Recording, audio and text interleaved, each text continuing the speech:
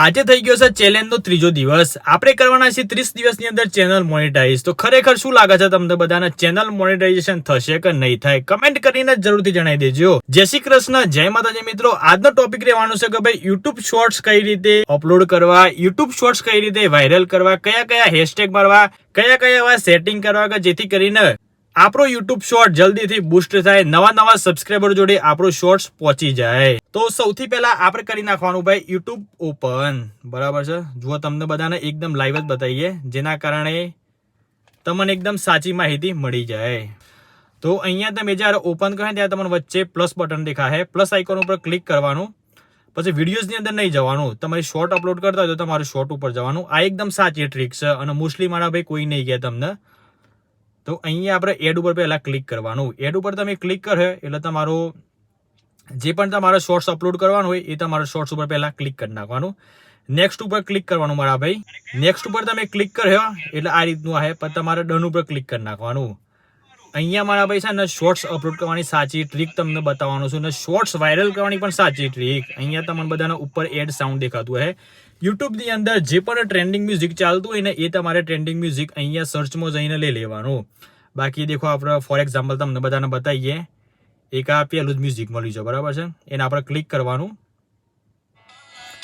Click કર્યો એટલે પછી આ સાઈડમાં જે એરો છે એના પર ક્લિક કરવાનું. ઘણી વખત કેવું થાય છે ખબર છે મારા ભાઈ, જે તમારો ઓરિજિનલ ઓડિયો હોય ને એ દબી જાય અને જે તમે મ્યુઝિક લીધું હોય ને બેકગ્રાઉન્ડમાં એ તમારું મ્યુઝિક અપ થઈ જાય. તો આના માટે આપણે શું કરવાનું ખબર છે, અહીંયા તમારે વોલ્યુમનું દેખાતું હોય આઇકોન, એના પર ટચ કરવાનું. યોર ઓડિયો તમારે 100 રાખવાનો અને આ જે તમારું બેકગ્રાઉન્ડ મ્યુઝિક તમે લીધું છે એ મ્યુઝિક તમારે ઓછા વત્તી કરી નાખવાનું. તમારું સાઉન્ડ કમ્પ્લીટ સંભળાવવું જોઈએ, ઓરિજિનલ ઓડિયો અને બેકગ્રાઉન્ડમાં મ્યુઝિક વાગવું જોઈએ.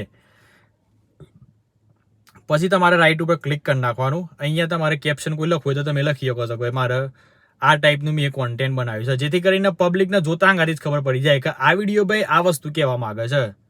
બરાબર છે, પછી તમારે ડન કરી નાખવાનું. અહીંયા દેખો ઘણા બધા ફીચર્સ આવેલા છે, જેમ કે ભાઈ તમે ફિલ્ટર મારી શકો છો, સ્ટીકર મારી શકો છો. પછી તમારે નેક્સ્ટ ઉપર ક્લિક કરી નાખવાનું.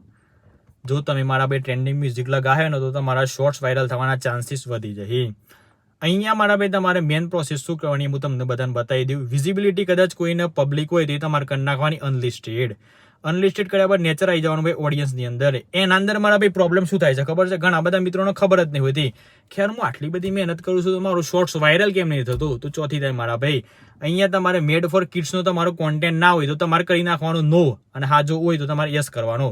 બાકી તમારું મેડ ફોર કિડ્સનો કોન્ટેન્ટ ના હોય તમારે યસ થઈ જાય તો તમારો વિડીયો કે તમારું શોર્ટ્સ ત્યાં અટકી જાય, આગળ ઉપર હે નહીં. પછી નેચર આવે છે ભાઈ એજ રિસ્ટ્રિક્શન, એના અંદર પણ તમારે નો રાખવાનું. યસ રાખે ને મારા ભાઈ તો તમારો વિડીયો અટકી જાય.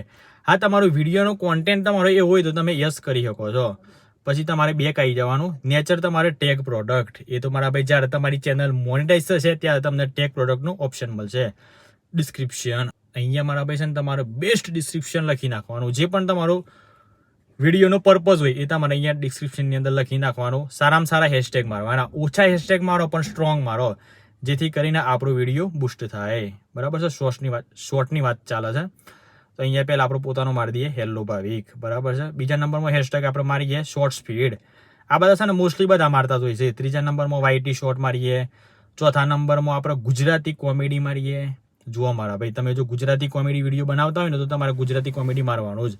બાકી જો તમે હેશટેગ નહીં મારો તો ઘણી વખત કેવું થાય છે ખબર છે, આપણો જે શોર્ટ વિડીયો હોય ને એનો ઓડિયો ચેન્જ થઈ જતો હોય છે, ઘણી વખત ઇંગ્લિશમાં થઈ જાય. એટલે હારી આપણે બહુ મહેનત કરીને વિડીયો બનાવ્યો હોય અને જ્યારે આપણે શોર્ટ અપલોડ કરીએ, પબ્લિક કરીએ, જ્યારે આપણા નવા સબસ્ક્રાઈબર જોડે વિડીયો જાય ને તો એને ખબર જ ના હોય. એને એમ થાય કે આ તો સારો રોજ ગુજરાતીમાં વિડીયો બનાવતો હતો, તો પછી આજે છે મને ઇંગ્લિશમાં બનાવ્યો. એના કારણે પછી એમને ઇન્ટરેસ્ટ ઘટી જાય અને તમારા વિડીયોને લાઈક ના કરે, કારણ કે વિડીયોમાં ખબર પડે તો લાઈક કરે કે. એટલા માટે તમારે ગુજરાતી કોમેડી હેશટેગ મારી જ દેવાનો. એ તમે હેશટેગ માર્યો પછી તમારે આવી જવાનું બેક. તમારે બીજા 4-5 હેશટેગ મારવા તો તમે મારી શકો છો એક્સ્ટ્રા. બરાબર છે.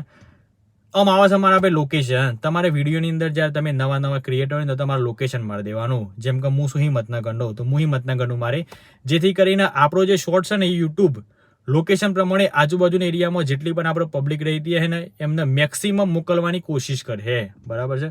પછી આવે છે ભાઈ રિલેટેડ વિડીયો. તમે જો શોર્ટ બનાવ્યો એવું તમે કદાચ જો લોંગ વિડીયો બનાવ્યો હોય અથવા તો તમે બીજા બધા શોર્ટ બનાવ્યો હોય તો તમે એને રિલેટેડમાં જઈ અને એ કનેક્ટ કરી શકો છો. કારણ કારણ કે જ્યારે તમારો એક શોર્ટ વાયરલ થાય તો એના અંદર ઘણા બધા રિલેટેડમાં ટચ કરી દેતા હોય છે, એના કારણે તમારું બીજું શોર્ટ પણ વાયરલ થાય. આ બધી ટ્રીકો હોય છે મારા ભાઈ. પછી આવે છે ભાઈ પ્રોડક્ટને એવું બધું. એ તો જ્યારે તમારી ચેનલ મોનેટાઇઝ થશે ત્યારે તમને ટેક પ્રોડક્ટને બધું મળવાનું છે. આમાં મારા ભાઈ મહત્વપૂર્ણ એક આ સેટિંગ આવે છે. આ ઘણા બધા મિત્રોને ખબર તો જ છે મારા ભાઈ, ઘણા બધા યુઝ નહીં કરતા હોતા, જેના કારણે પછી આપણે કે ખારું મારું કોન્ટેન્ટ વાયરલ ના થયું. એડ ટેગ સમજી લો ભાઈ, અમારી ચેનલ છે હેલો ભાવિક, પણ ઘણા બધા મિત્રો છે ને બાવાજીની કોમેડી એમ કરીને સર્ચ કરે. ઘણા બધા મિત્રો વિક્રમ બાવાજીની કોમેડી, ઘણા બધા મિત્રો વિક્રમ બાવાજી, ઘણા ઈમેલ લખ્યું ભાઈ કે કોમેડી, આ બધા વર્ડ્સનો ઉપયોગ કરતા હોય છે. આમ નાનો છોકરો હોય તો એમને તો ખબર જ ના હોય, તો એમાં શું કરે ખબર છે, ડાયરેક્ટ આ બટન દબાઈ માઇક વरून બોલે કે ભાઈ હેલો ભાવિક, તો ઘણી વખત હેલો ભાભી લખેલું આવી જતું હોય છે. એના કારણે આપણે હેશટેગ ટેગ કમ્પ્લીટ મારીએ ને તો જ્યાં નાનો છોકરો બોલું તો આપણો વિડીયો જલ્દીથી એમના સર્ચમાં આવી જાય આપણી ચેનલ, બરાબર છે. તો એમને પણ જોવાની મજા આવે અને આપણા રીલ્સ બધા વાયરલ થાય.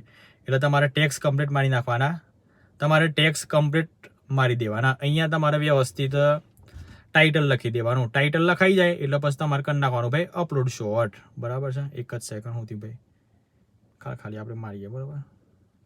ફોન અમુક સમય હેંગ થઈ જતા હોય છે. જુઓ અહીંયા નેચર આવી જાય ભાઈ અપલોડ શોર્ટ. મારા ભાઈ મિની વ્લોગ હોય અથવા તો શોર્ટ હોય તેના અંદર છે ને એક પાછી નવી સિસ્ટમ આવી છે થંબમેલ. શોર્ટનો તમારે થંબમેલ કઈ રીતે બનાવવો એ પણ હું તમને બધાને શીખડાવી દઈ. પણ અહીંયા તમારે પેન્સિલ દેખાઈને પર ટચ કરવાનું, એડિટ કરીને તમારે જે મેન પોઈન્ટ લાગે, જે મેન પાર્ટ લાગે ને એને તમારે ભાઈ એના કારણે પબ્લિક ટચ કરે તો એ તમારે મેન પાર્ટ લાવી દેવાનું, પછી રાઈટ ઉપર ક્લિક કરવાનું, પછી તમારો શોર્ટ અપલોડ શોર્ટમાં આલી દેવાનો. એટલે થોડી જ વારની અંદર તમારો શોર્ટ અપલોડ થઈ જશે અને પછી વ્યવસ્થિત વાયટી સ્ટુડિયોમાં જઈ ટાઇટલ લખી દેવાનું અને પબ્લિક કરી નાખવાનું મારા ભાઈ. અને પછી તમે રિઝલ્ટ ચેક કરો અને મને કહેજો. બાકી આ પ્રોસેસ હતી મારા ભાઈ. એટલે આ એકદમ શોર્ટકટ ટ્રીક છે. કદાચ મોસ્ટલી તમને કોઈને કહે કે ના કહે, પણ તમે જો આ બધી પ્રોસેસ તમારા શરૂઆતમાં કરો તો તમારે જલ્દીથી સબસ્ક્રાઈબર ગેઇન થઈ, જેથી કરીને તમારા બધા શોર્ટ વાયરલ થઈ, બરાબર. બાકી હું આશા રાખું છું કે ભાઈ તમને બધાને મારો વિડીયો ગમ્યો હોય તો લાઇક કરી દેજો. ચેનલ પર આવેલા તો ચેનલને સબસ્ક્રાઇબ કરી દેજો. બાકી કોમેન્ટ જરૂરથી કરજો. બાય, ટેક કેર એન્ડ જય માતાજી. અને નેક્સ્ટ વિડીયો આપણે કયા ટોપિક પર બનાવીએ એ પણ તમે બધા કમેન્ટ જરૂરથી કરી દેજો.